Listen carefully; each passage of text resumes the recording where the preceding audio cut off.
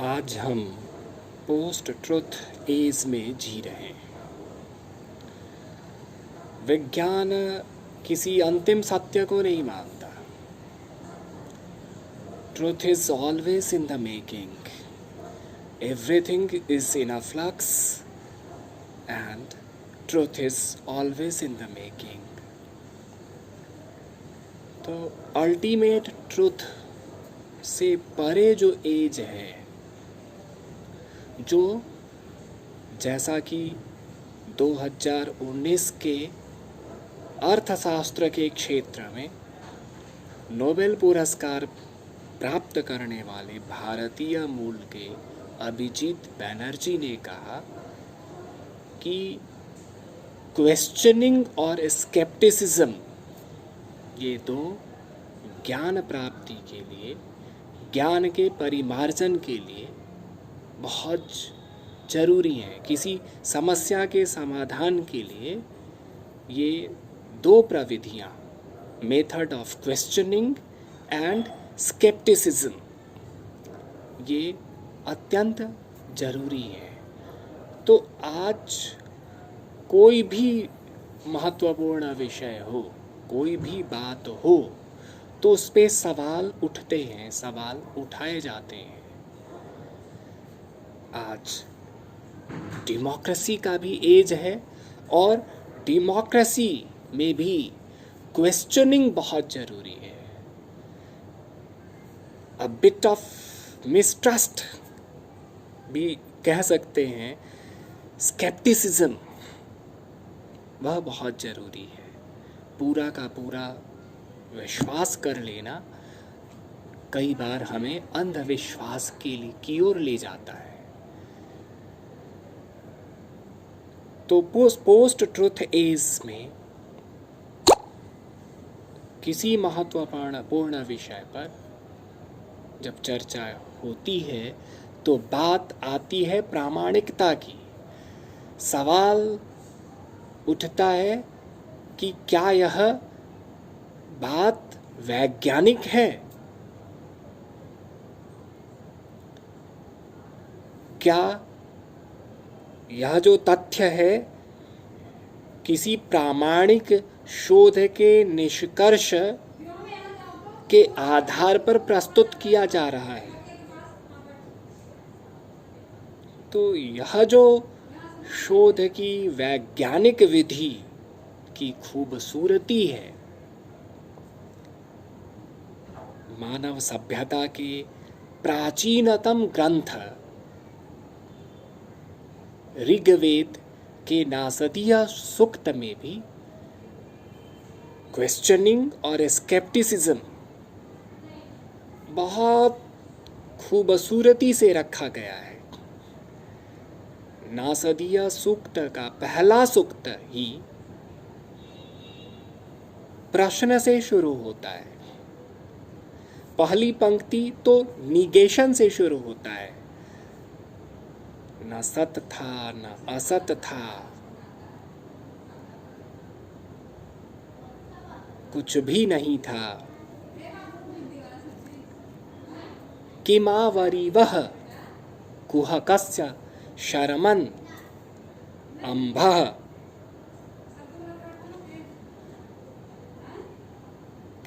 क्या कोई आवरण करने वाला था, क्या कोई आच्छादक था?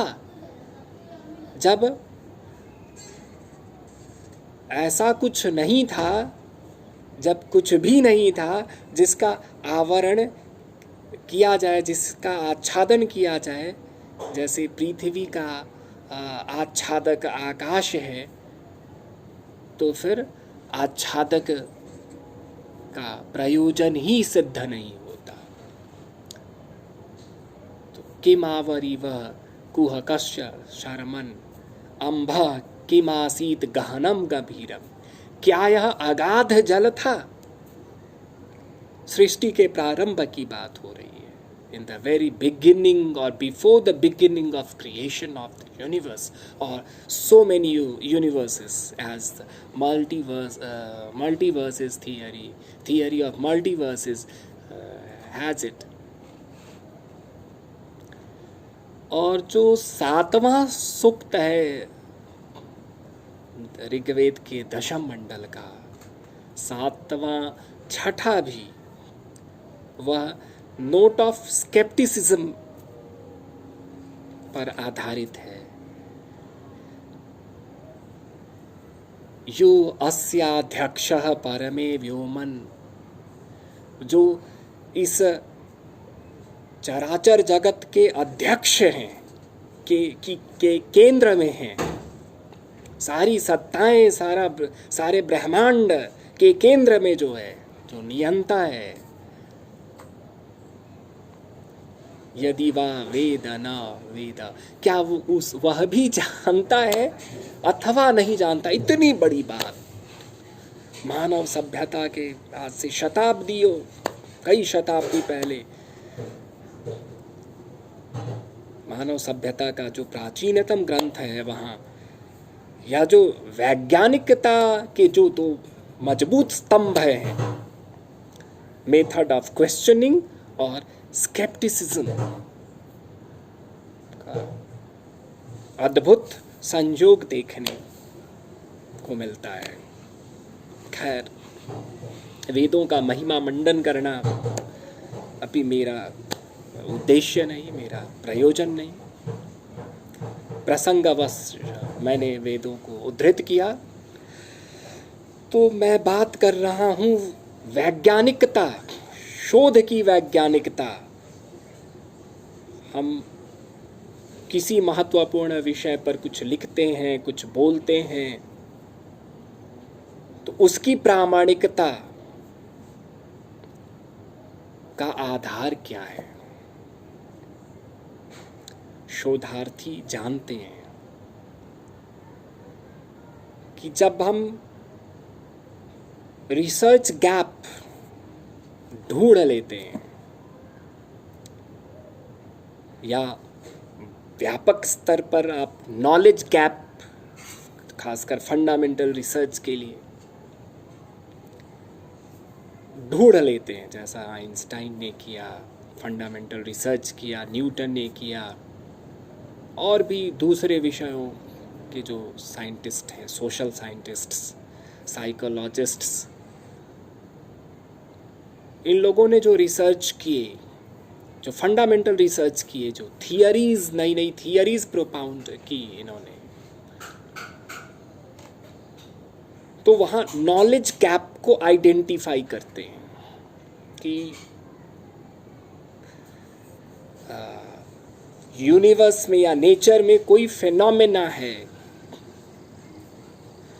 कोई फिनोमिनन या कोई फिनोमेना है, तो उसका क्या एक्सप्लेनेशन है, उस पहले जो थियरीज हैं, क्या उस फिनोमेना को, उस फिनोमिनन को पूरी तरह, अच्छी तरह एक्सप्लेन कर पा रहे हैं? नहीं कर पा रहे हैं तो यहाँ नॉलेज गैप है। रिसर्च गैप लिमिटेड सेंस में कि क्या इस विषय पर, जैसे उदाहरण के लिए गोस्वामी तुलसीदास के रामचरितमानस में नारी विमर्श, स्त्री विमर्श, इस विषय पर क्या क्या शोध किए गए हैं, उन शोध के क्या निष्कर्ष रहे हैं, उनकी क्या शैली रही है, आदि आदि बातें। उसमें कुछ कहीं से हम रिलेटेड लिटरेचर का अध्ययन करते हैं और रिसर्च गैप आइडेंटिफाई करते हैं। सबसे पहला काम जो रिसर्चर का, शोधार्थियों का होता है, खासकर पीएचडी, एमफिल की डिग्री हासिल करने के लिए, लेने के लिए, और एक अच्छा शोध करने के लिए भी,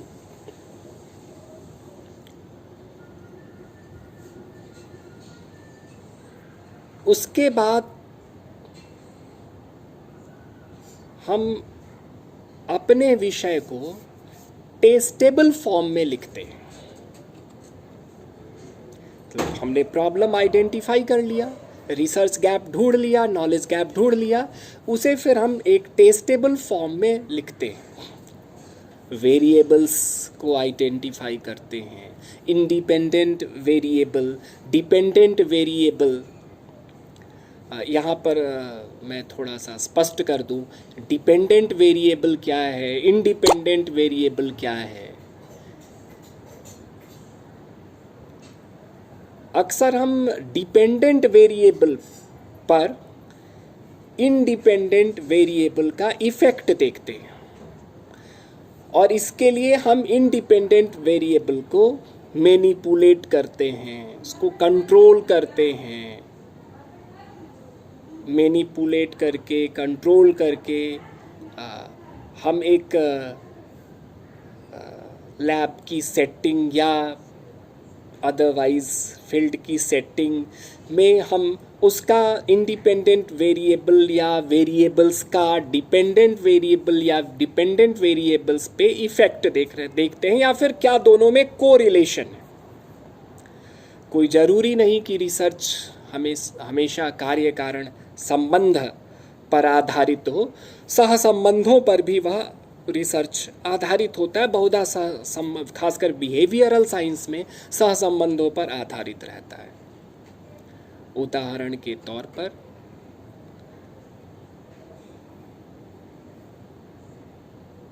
क्या लड़कियों की आईक्यू लड़कों की आईक्यू से अधिक होती है? क्या लड़कों की आईक्यू लड़कियों की आईक्यू से अधिक होती है?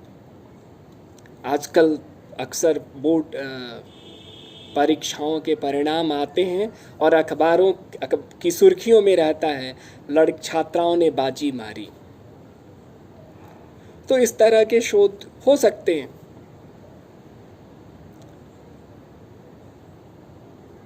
तो ये अब एक आईक्यू टेस्ट हम बनाएंगे। लड़कों का एक ग्रुप रहेगा, लड़कियों का एक ग्रुप रहेगा। इस टेस्ट को हम एडमिनिस्टर करेंगे दोनों पर, और उनका जो अचीवमेंट रहेगा, तो अचीवमेंट यहाँ पे डिपेंडेंट वेरिएबल हो गया और आईक्यू टेस्ट हमारा इंडिपेंडेंट वेरिएबल हो गया।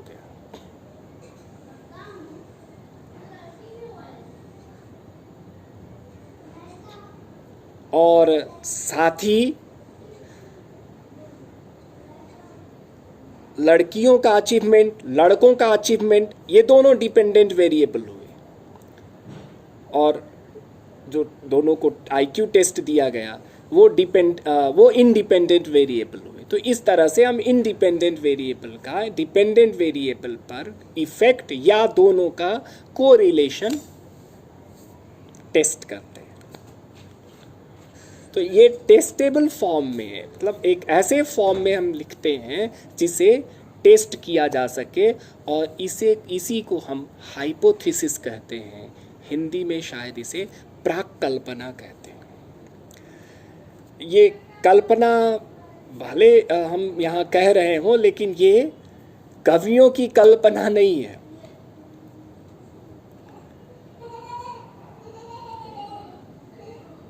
ये कल्पना का सामान्य अर्थ नहीं है यहाँ पर, अलबत्ता एक एन इंटेलिजेंट हंच कह सकते हैं, एन इंटेलिजेंट गेस कह सकते हैं। जैसे सेब धरती पर गिरता है, गेंद पृथ्वी पर गिरती है, तो इसके क्या क्या कारण हो सकते हैं, इस पे जो एक आपका अनुमान है, एक आपका इन्फर करते हैं आप, इन्फेरेंस जो है आपका, बेस्ड ऑन रीजनिंग,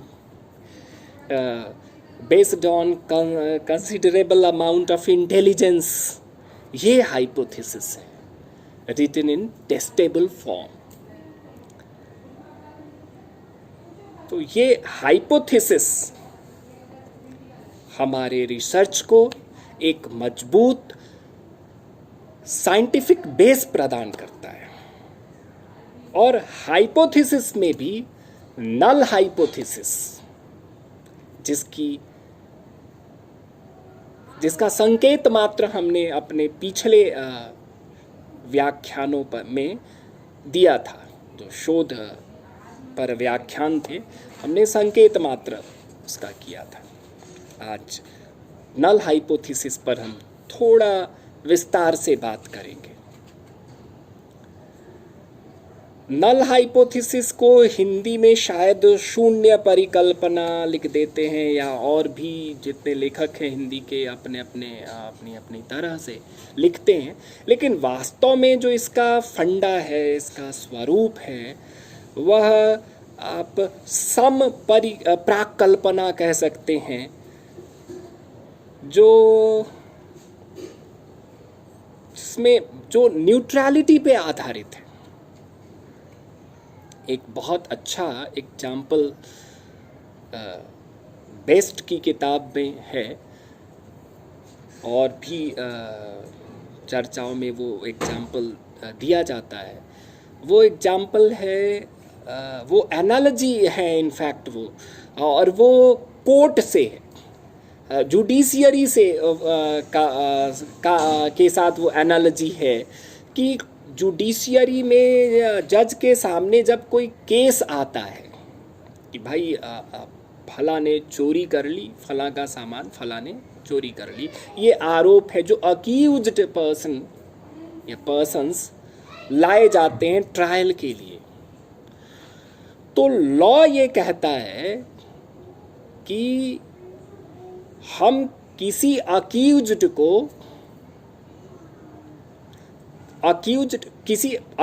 को आयरनिकली किसी अक्यूज्ड को अक्यूज्ड मानते ही नहीं, तब तक नहीं मानते जब तक पुख्ता सबूत उनकी, मान लिया किसी ने चोरी की है, किसी ने हत्या की है, तो उन्होंने जो भी गैर कानूनी कृत्य किए हैं, तो उसके पर्याप्त सबूत, ठोस सबूत जब तक कोर्ट के सामने न आ जाए, वह किसी अक्यूज्ड को, किसी आरोपी को आरोपी मानता ही नहीं है। और इसका कारण बहुत न्यायोचित है। यदि किसी आरोपी को हम आरोपी मान लें, प्रथम दृष्टया ही आरोपी मान लें, तो फिर ट्रायल का तो कोई मतलब नहीं बन जाता है, फिर तो ट्रायल बायस्ड होगा। और इसके पीछे का एक और बहुत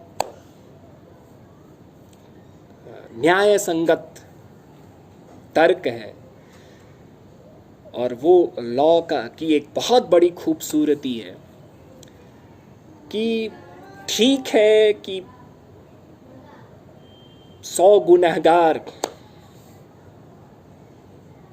बच जाएं, उनको सजा ना मिले, ये लॉ टॉलरेट कर सकता है,